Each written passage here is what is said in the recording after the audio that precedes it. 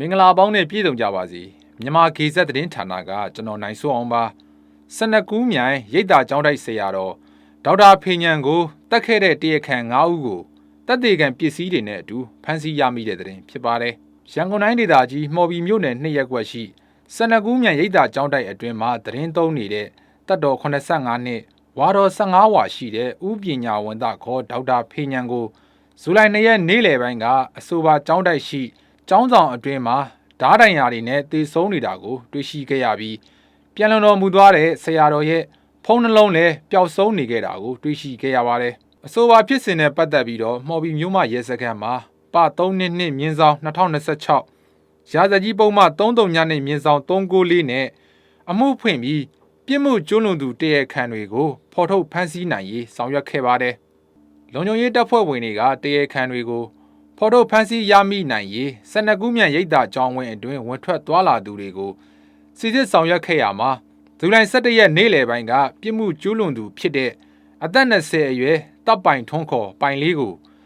မှော်ဘီမြို့နယ်ကလာကြီးကုန်းကျေးရွာရှိ၎င်းရဲ့နေအိမ်မှာဖမ်းဆီးရမိခဲ့ပါတယ်။ဖမ်းဆီးရမိတဲ့တရားခံတပ်ပိုင်ထွန်းခေါ်ပိုင်လေးကို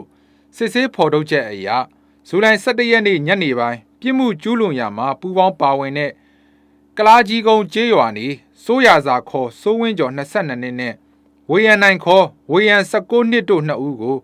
မှော်ဘီမြို့နယ်ကလာကြီးကုန်းကျေးရွာရှိ၎င်းတို့ရဲ့နေအိမ်တွေမှာဖမ်းဆီးရမိခဲ့တာဖြစ်ပါတယ်။ရင်းနောက်လှိုင်သာယာအနောက်ပိုင်းမြို့နယ်နေတရားခံတိုးဝင်းကျော်ခေါ်တိုးဝေကျော်ခေါ်ကလာ28နှစ်ကိုလှိုင်သာယာအရှေ့ပိုင်းမြို့နယ်9ရပ်ကွက်ရှိရွှေဒိတ်တင်ဘီယာဆိုင်အနီးမှာဖမ်းဆီးရမိခဲ့ပြီး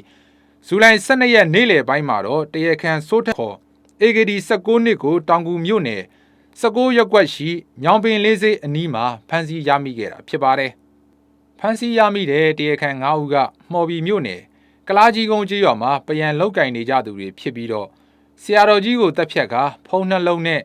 ငွေ9သိန်းကျပ်ယူဆောင်ကာ၎င်းတို့တဲက2ဦးကဖုံးနှလုံးကိုခွဲဝေယူခဲ့ပြီးတော့ငွေကျပ်9သိန်းကိုတော့ကျန်တဲ့3ယောက်ကတယောက်ကို1,800,000စီခွဲဝေယူဆောင်ခဲ့ကြတာဖြစ်ပါတယ်။တနကူးမြန်ရိတ်တာကျောင်းတိုက်ဆရာတော်ဥပညာဝန်သားခေါ်ဒေါက်တာဖေညံကိုတက်ခဲ့တဲ့တရားခံ9ဦးကိုဥပဒေနဲ့အညီထိရောက်စွာအရေးယူနိုင်ရေးဆက်လက်ဆောင်ရွက်သွားမှာဖြစ်တယ်လို့သိရပါတယ်။သတင်းကြည့်ရှုပေးခဲ့ကြသူအားလုံးစိတ်ချမ်းသာကိုယ်ကျန်းမာရှိကြပါစေ။မြန်မာခေဆက်ရဲ့သတင်းတွေကို TikTok, YouTube, Telegram, Facebook တို့မှာဝင်ရောက်ကြည့်ရှုနိုင်ပါတယ်။အားလုံးကိုကျေးဇူးတင်ပါတယ်ခင်ဗျာ။